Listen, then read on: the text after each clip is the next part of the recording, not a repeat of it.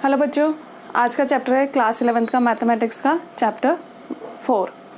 Chapter 4 का नाम है प्रिंसिपल ऑफ मैथमेटिकल इंडक्शन। और प्रिंसिपल ऑफ मैथमेटिकल इंडक्शन का इस वीडियो में हम इंट्रोडक्शन पार्ट और कुछ एग्जाम्पल, जो इसमें 8 एग्जाम्पल दिए हुए हैं, उसको डिस्कस करेंगे। तो देखो, सबसे पहले देखते हैं कि प्रिंसिपल ऑफ मैथमेटिकल इंडक्शन ये क्या है और हम इसको क्यों स्टडी कर रहे हैं मैथमेटिक्स में। देखो, सबसे पहले इंडक्शन का मतलब समझते हैं कि इंडक्शन क्या होता है। इंडक्शन का मतलब होता है कि जब कोई भी चीज़ या फिर कोई थिंग या कोई प्रोसेस वो आगे वाले प्रोसेस को राइज करता है मतलब उसको और आगे बढ़ाता है, तो उसको हम क्या कहते हैं, इंडक्शन कहते हैं। इंडक्शन को हम फिजिक्स में भी पढ़ते हैं।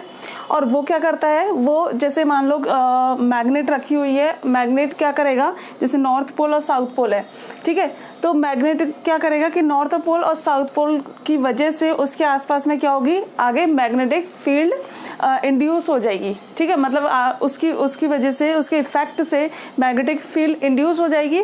तो इसी तरीके से जब हम बोलेंगे कि प्रिंसिपल ऑफ मैथमेटिकल इंडक्शन, ठीक है, तो मैथमेटिकल इंडक्शन मतलब मैथमेटिक्स में जो स्टेटमेंट दिए हुए होते हैं, उन स्टेटमेंट से हमें आगे वाले स्टेटमेंट को ट्रू प्रूव करना होता है। ट्रू प्रूव करने का मतलब है कि उसके LHS और RHS इक्वल होने चाहिए, और ये हम इस चीज़ को ट्रू प्रूव करेंगे। अब प्रिंसिपल ऑफ मैथमेटिकल इंडक्शन क्यों बोला है? प्रिंसिपल ऑफ मैथमेटिकल इंडक्शन इसलिए बोला है कि जो स्टेटमेंट हमें गिवन होते हैं उनको हम ट्रू प्रूव करने के लिए एल्गोरिदम का यूज़ करते हैं। एल्गोरिदम का मतलब जो स्टेप्स होते हैं, हम कुछ स्टेप्स लिखेंगे, उनका इस्तेमाल करेंगे, ठीक है। तो इंडक्शन का मतलब सबको समझ में आ गया। अब इसको एक बेहतरीन एग्जाम्पल्स के थ्रू समझते हैं और फिर अच्छे से क्लियर हो जाएगा। लेट्स से एक एग्जाम्पल लिया, 1 + 2 + 3 and so on up to n is equals to n + 1/2। तो ये वाला पार्ट क्या है, इस पार्ट को बोलते हैं LHS, और ये वाला पार्ट क्या होता है, RHS। ऑलराइट, यहाँ पर देखो, ये नेचुरल नंबर की सीरीज है, ठीक है। और n क्या है यहाँ पर, n is a number of terms. Number of terms का मतलब होता है कि इसमें कितनी टर्म्स है। टर्म्स मतलब कि 1 2 3 4 5 6 ये सारी क्या है, टर्म्स है। ऑलराइट, और n, कैपिटल N की बात करें तो it is a natural number, ठीक है, ये नेचुरल नंबर होता है। अब हमें प्रिंसिपल ऑफ मैथमेटिकल इंडक्शन के थ्रू ये प्रूव करना है कि LHS is equals to RHS होगा कि नहीं होगा। हमें एक एल्गोरिदम उससे लिखेंगे, ठीक है।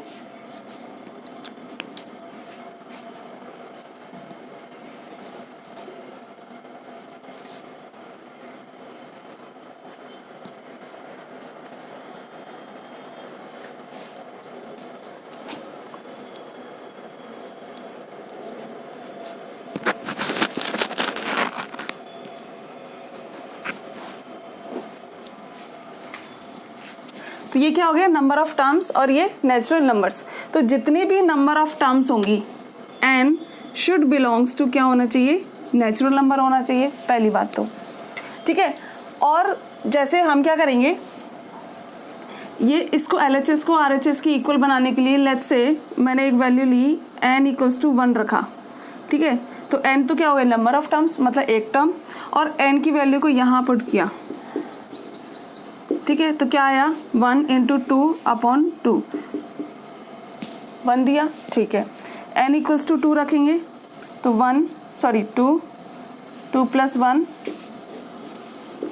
2 × 3/2। तो इसने क्या दिया, 3 दिया। तो इस तरीके से हम आगे कहाँ तक करेंगे, तो इसको, ये तो इन्फिनिट हो गया। इसको अगर हम आगे सॉल्व करेंगे, जैसे n = 3 3 3 + 1 3 × 4/2 which will give you 6। तो ये तो इन्फिनिट सीरीज हो गई। इन्फिनिट सीरीज होगी तो इसको आगे तक कैसे सॉल्व करते रहेंगे, इसी में सारा टाइम लग जाएगा। तो इसके लिए क्या किया है इसके लिए एक एल्गोरिदम का यूज़ करेंगे, उसमें कुछ स्टेप्स होती हैं, उन स्टेप्स के थ्रू हम ये प्रूव करेंगे कि LHS इक्वल्स टू RHS होगा। ठीक है, अगर आप इसको नोट करना चाहते हैं तो इसको नोट कर लीजिए, बाकी जो एल्गोरिदम लिखेंगे अपन उसको डेफिनेटली आपको नोट करना है।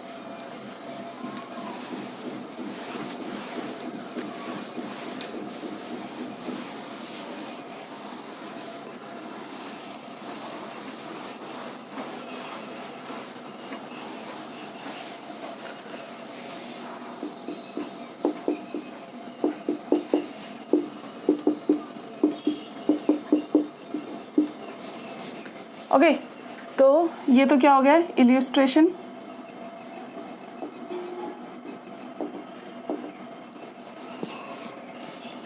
ये इसका अभी एल्गोरिदम लिखेंगे। एल्गोरिदम क्या होता है? Number of steps. ओके, सबसे पहले जो कोई भी स्टेटमेंट हमें गिवन है, ओके, तो लेट्स से ये स्टेटमेंट गिवन है तो इसको हम क्या मानते हैं? प्रिंसिपल स्टेटमेंट मानते हैं। प्रिंसिपल स्टेटमेंट देखो कैसे लिखेंगे इसको? Let the given statement be P-N। ठीक है, इसका मतलब है प्रिंसिपल स्टेटमेंट। तो इसको लिखेंगे P-N 1 + 2 + 3 and so on plus N + 1 2। उसके बाद क्या करेंगे? स्टेप 1,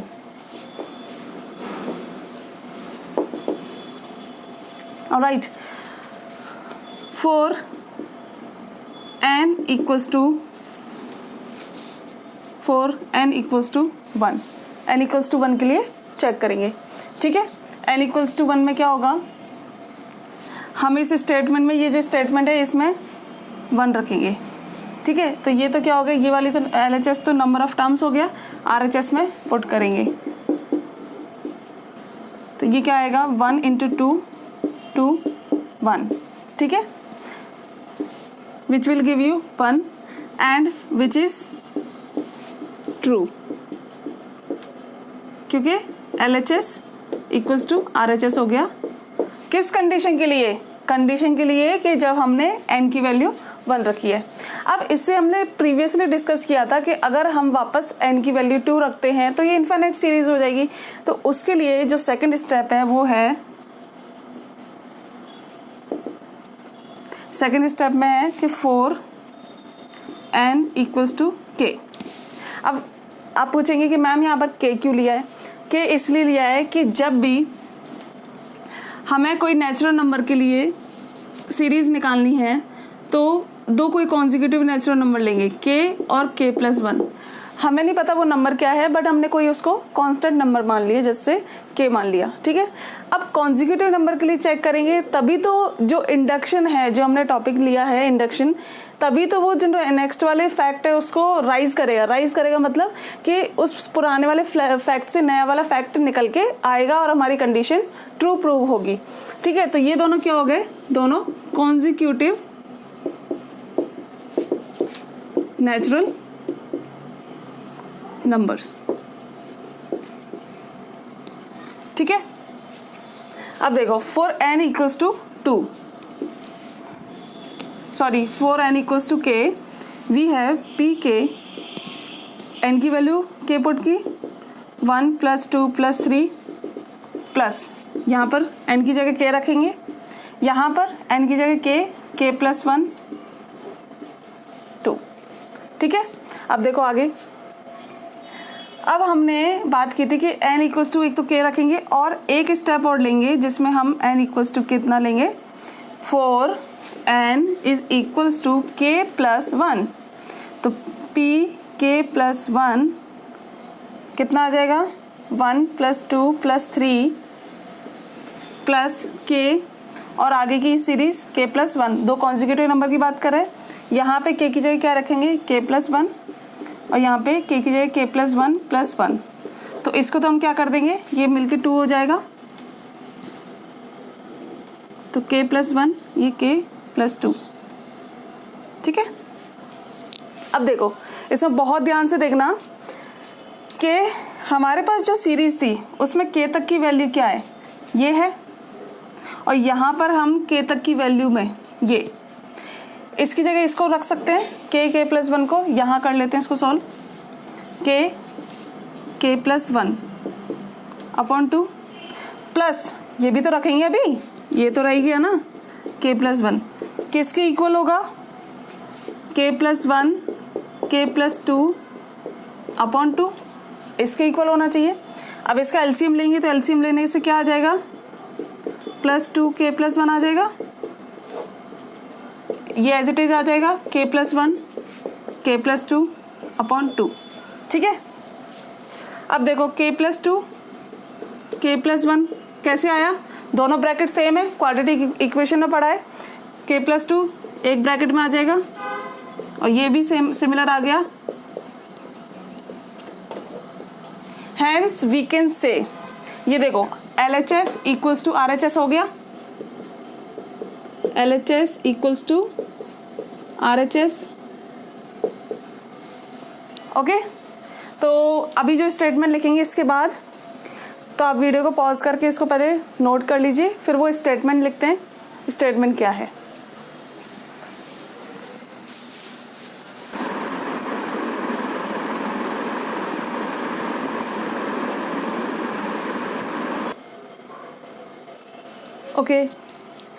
ओके स्टूडेंट्स, तो अब देखिए ये एल्गोरिदम क्या था कि हमें एक स्टेटमेंट गिवन है, इसको एक बार वापस से देख लेते हैं। कोई स्टेटमेंट हमें गिवन है, हमें ट्रू प्रूव करना है कि वो प्रिंसिपल ऑफ मैथमेटिकल इंडक्शन के लिए ट्रू प्रूव है या नहीं, प्रिंसिपल ऑफ मैथमेटिकल इंडक्शन से, ओके। तो इसके लिए हम क्या करेंगे, एल्गोरिदम का यूज़ करेंगे और फर्स्ट स्टेप में लिखेंगे let the given statement be P N मतलब principle statement.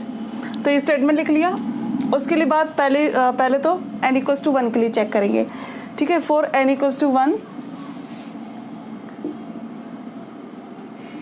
True for all natural number, okay. अब चेक करेंगे फॉर n=k के लिए, और फिर बस उसके बाद चेक करेंगे फॉर n=k+1 के लिए। तो हमारा RHS equals to LHS equals to RHS आ गया। तो इसके बाद जो स्टेटमेंट आएगा वो रहेगा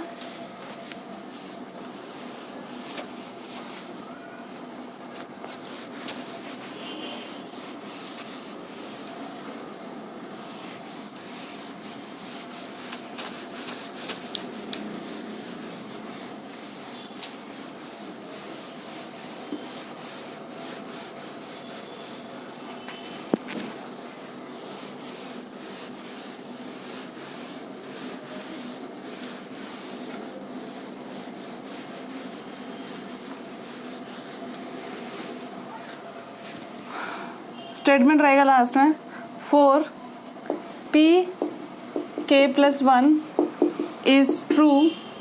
ये स्टेटमेंट कब ट्रू होगा, जब भी ट्रू होगा जब whenever p(k) is true. So hence we can say from the principle of mathematical statement